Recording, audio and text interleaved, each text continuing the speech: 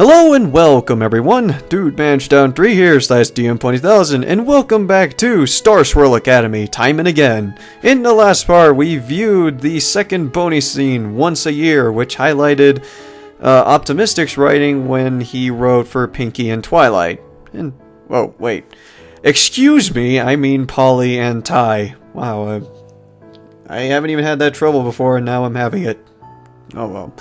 Alright, so in this part, we've got one more bonus scene to view, and this is probably the last video I have for Starswirl Academy for now. Unless there's something else I'm missing, or something else I can do, yeah, this will be the final part. So, let's view the final bonus scene, Board Meeting. Guess we got one more writer to highlight. The people who are left are Faith and Robin, so I don't know who we're going to highlight. Dawn arrives. A new day at Starswirl Academy officially begins. Ugh. I miss the weekend. Well, it's the weekend now for me, so joke's on you. I drag myself out of bed and freshen up. And my computer made a ding. I just turned this computer on, so yeah. And by freshen up, I mean do nothing but throw a clean shirt on. You lazy shit. My careful routine is disturbed by the sound of my phone. It's Ty. Hello? Tom? Hey, what do you want? Good morning to you too. Rude. Did you just wake up? I've been trying to reach you for an hour now. She brings up a good point. What time is it? I look to my clock, which oddly is switched off. More than likely, I hit the power button the last time I slapped its frame to shut it up. My clock was switched off for some reason. What time is it anyway? It can't be that late. It's nearly 8, Tom. We have a meeting with the headmaster in 10 minutes about what classes we want to take. Oh, does this take place after the demo? Oh, yeah. How did I forget about that? Not that it's important. I still feel no closer to an answer than I did when we got here. Do I at least have time for breakfast? No! Get your butt down here and I'll come over there and get you myself! She huffs into the receiver in irritation and hangs up. I swear, I can hear her smash the end call button from here. She's definitely serious about that threat, but I think she forgot about the female presence in the dorms is frowned upon, which will no doubt clash with her desire to fit in. Well, that's Ty. Still, I shouldn't keep her waiting. Our classes are why we came here after all. Or at least it was her reason for both being here and taking me along for the ride. Maybe Headmaster Solomon has some wise words to help guide me. Stomach rumbling, I hurry out of the dorms and into the cool morning sun. My eyes take a few seconds to adjust from the darkness of my room. Maybe I shouldn't sleep with the blinds closed. When I can finally see, I absorb the sight of the campus spread out before me. It's still a bit strange getting used to how large this school is. My old one pales in comparison. Well, it's not only because this thing says a boarding school either. It sure didn't have its own gate. That might be a bit overkill, come to think of it. I doubt there's that many people eyeing this place as a juicy enough target to warrant a full gate and wall combo. Is it really just for show? Gotta look the part, man. This is a prestigious boarding school. Whatever, I have more pressing matters at the moment. Now, which way is the headmaster's office? Hey, watch out! What? Out of nowhere, something small and very, very fast crashes into me, sending me into a nearby bush. Wow, Robin's short. Ow. That's all I managed to say, and rather delayed. Now I feel awake at least, but I wish it had been with coffee instead of taking a small diet of well-manicured shrubbery. I work on dislodging myself while my attacker gets onto her feet. The bright neon hair catches my eyes first and I recognize the face it belongs to. Who else would have hair like this? Robin, what the heck was that for? She pats herself down and walks over to me. Oh, hey, Tim, was it? Or Tommy? Something like that? She crouches and scrounges around underneath the bush, eventually pulling out a skateboard. Radical. There she is. Poor girl almost bit the bullet.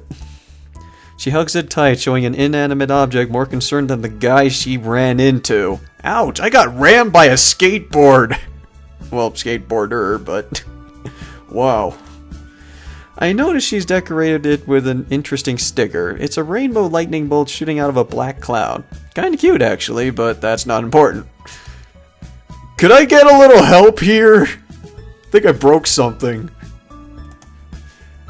I extend my hand. The shrub has proven a tougher adversary to defeat than previously expected. Sure, the least I could do. Robin tucks her board under her one arm and grabs my forearm, helping me escape my prickly prison. She's got a strong grip for such a small girl. Done diving into plants? More like a prickly bush. They're both green. Okay then. Can't argue with that. My name is Tom, by the way, since you keep forgetting. There's a flash of recognition in her eyes, leading me to believe she honestly forgot who I was. Right, you're the new guy. Came in with that girl. Yeah, it's all coming back now. It's like she was the one who got hit by a skater and lost her memory. I was the one who got hit, you know. And so did I. I didn't have a helmet. I could have been killed. Maybe you ought to wear one then? I'm pretty sure it's against school regulations. Psh, as if. You got a lot to learn, rookie. A helmet limits your line of sight and throws off your concentration. If you want to hit some serious speed, you gotta make a few sacrifices. I think the headers of those skateboarding competitions would have a hissy fit right now. I'm not sure my bodily well-being is a worthy sacrifice for skateboarding. That takes dedication. Which is apparently something Tom doesn't have. She's dead serious about it though, so I have to give her some credit for intensity. Intensely idiotic maybe, but intense nonetheless. Robin lets her board fall and stomps it with a foot. Good running to you again. Well, not literally, even though it was. She shakes her head and grins. You know what I mean. Anyway, I have to dash. I was behind on my schedule before I hit you, and I might even be late. She pushes off. I watch as she skates away, and I hear a faint "see ya" fade away in the distance. I do not have a proper voice for Rainbow Dash, honestly. But, What was I doing again? Oh shit, I did lose my memory. My phone rings. It's... Ty! Oak! Uh-oh. Wait. I can't believe her! Of all the things to do, and of course you had to get run over now! She plants her face in her hands and sulks. Why couldn't she have hit you after the meeting? It comes out muffled, but I get a gist of it. Oh, I probably should have done that. I stayed quiet. She'd probably start a grudge with Robin if I told her that she was the one who ran into me. You didn't tell her that. I prefer if she didn't hit me at all, Ty. I was the victim here. She shoots up, face flushed with red. I'm sorry, I didn't mean it for come out like that. She goes from flustered to her usual crusading self in an instant. It's all that skateboarder's fault. You could bet I would be reporting this to Headmaster once we finish meeting with her. It's almost frightening how fast she can change from one emotion to the next. Ooh, I just let her blow off some steam while picking the remnants of the bush out of my uniform. In a way, it was lucky getting bowled over by Robin. Ty's completely forgotten I slept in. At least I have a legitimate excuse. She takes a deep breath. Her outburst looks to be over. She straightens her bow and smooths the wrinkles in her skirt. At least Headmaster Solomon was busy with something when we got here. Do you think it'll be long before she can see us? I don't know. Maybe. She wriggles in her seat. It's unusual for her to be so fidgety when she's always been calm and collected in these situations. Now that I think about it, she was always acting like this when we first met Headmaster Solomon. I wish I had remembered to bring a book from the library. You went to the library? Of course. I was dying to see what kind of collection they had. Her eyes go misty as she speaks with pep. It's more amazing than I could have imagined. There must be enough material here to last me years of study in countless professions. She sighs dreamily. Oh, great, we found her heaven. Coming here was the best decision we ever made. Don't you agree? Well, the other events didn't happen yet. So, I guess the only thing of mention seems to be meeting the other 6 girls and then getting hit by a skateboard. Gotta think about this one. The pints in my hair beg to differ. You're such a downer. Oh, I want to see you get hit with a skateboard. Okay, not in actuality, but still. The doors next to her suddenly slam open, causing her to shriek and jump in her seat. A tall woman I haven't seen before rushes out. I only catch a glimpse of her elegant black suit before she rounds in the corner and out of view. Was that Luna? Who was that?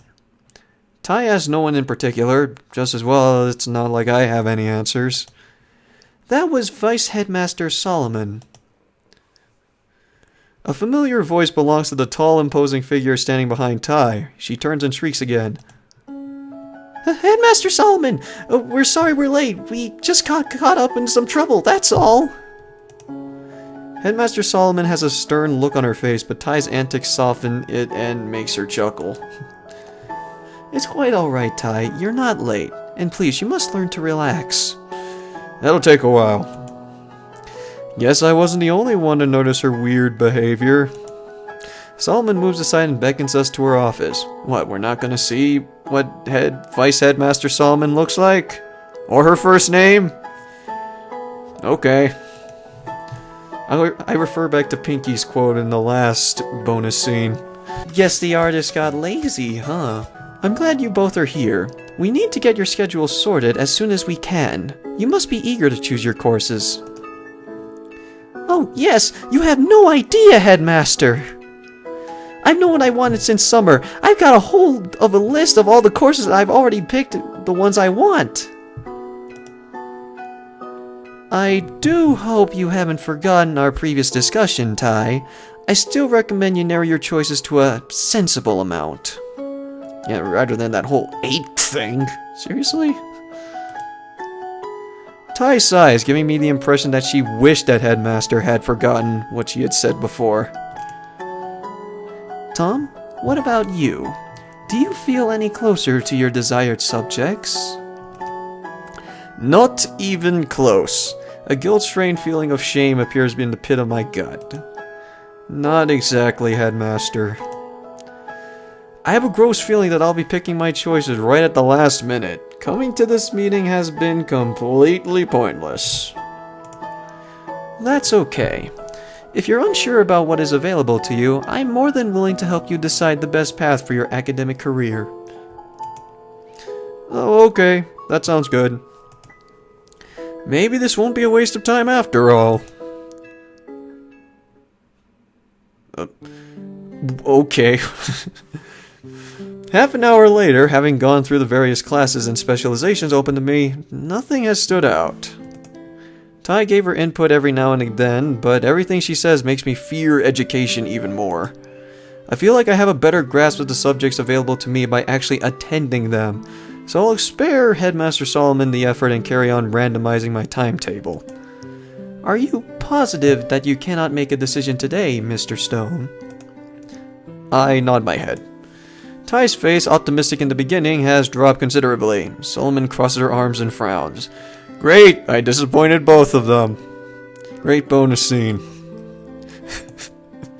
It's imperative that you figure this out soon. Although it wouldn't be the first time a student of mine had difficulty deciding what they want to do in life. It's just a shame that you're so far along in your studies already. Wait, Does this take place immediately after the demo, or does this take place like a couple weeks or something? She closes her eyes in thought before a solution strikes. I can allow you until the fall festival to decide on what your studies will be, but if you cannot pick them by then, I'm afraid I'll have no choice but to assign them to you myself.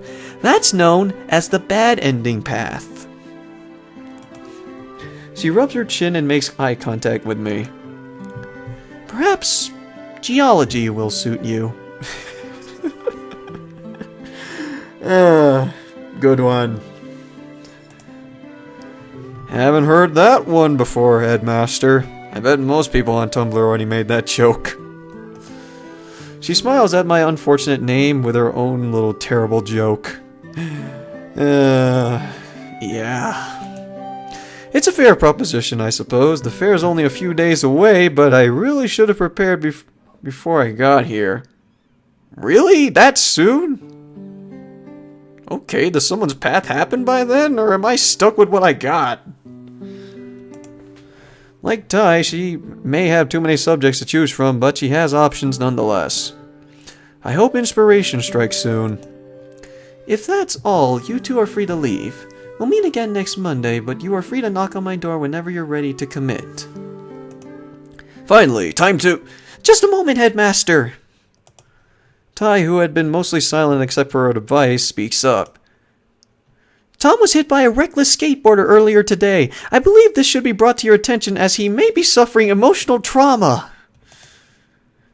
Headmaster Solomon and I glance at each other. She's just as lost as I am. I shrug my shoulders. Yeah, I don't know what the hell she's talking about. Tom, were you hit by someone riding a skateboard? Well, yeah, but it wasn't that big of a deal. And I certainly don't need Ty making me out as some kind of tender snowflake. Yeah. I see. She sighs. I'm going to have to talk to her. You know who it was? Miss Douglas, I presume. I nod with silent hesitation. Or slight hesitation. Solomon frowns again, deeper than before. A few wrinkles crease at her eyes. As I thought. Please do not concern yourselves over this incident. I'll see to it. Now, if that is truly everything, you may leave. Thank you so much, Headmaster. Tom could have been seriously hurt. Come on, Tom. We can spend today looking for anything that interests you. She practically drags me out of Solomon's office. Ty dropped her anxiety when she reported Robin. Does she lose it when she's focused, or does it have more to do with making sure Robin is dealt with? Whatever it is, I'm not going to hesitate to find out what's going through her head.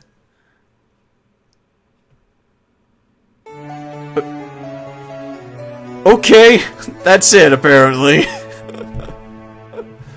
Wow, this was the shortest one.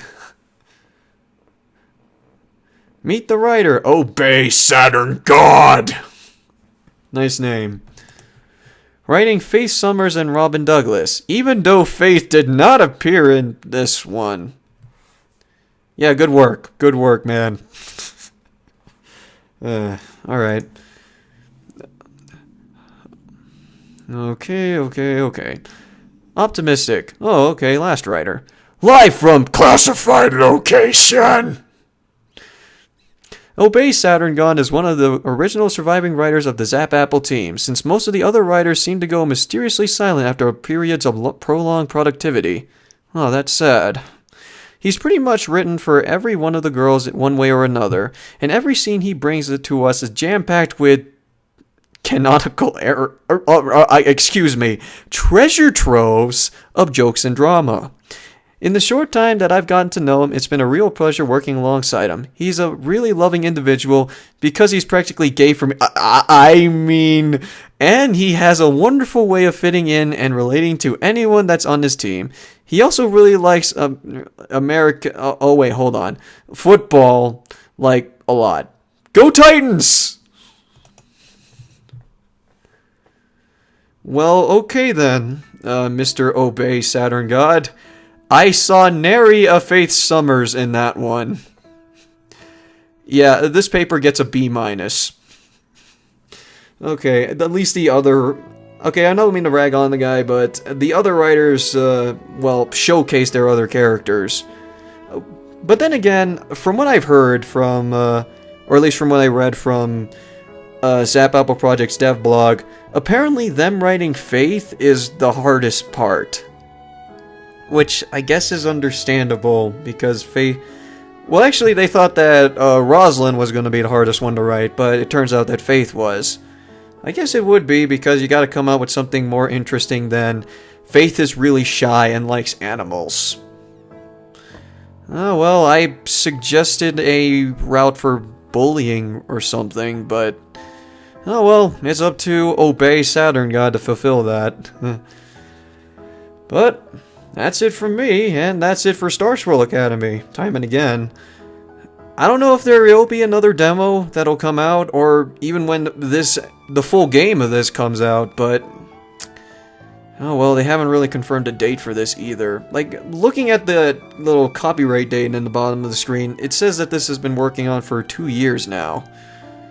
I guess they're just really working on the writing, because as they've noted from that final bonus scene thing... they haven't, some of the writers that were originally on this project, well, kind of abandoned it due to, I guess, life. Because life is that cruel mistress that seems to take everyone away. So, I don't know when this game is supposed to be confirmed. Even the people at Zap Apple Project doesn't even know.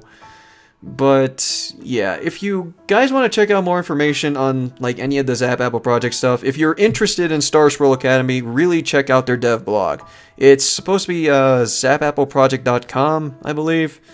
I'll have a link to it in the description, so I really recommend you check it out if you're interested in more of this. I know I certainly am, so, yeah. I don't know if I should make another video of, like, my previewing comments on Starswirl Academy. I guess I should, because, well, I just finished the project now. But, yep, I let this go on for long enough. I think I lengthened the video.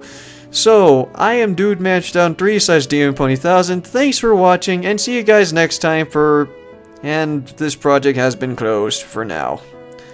See you, everyone.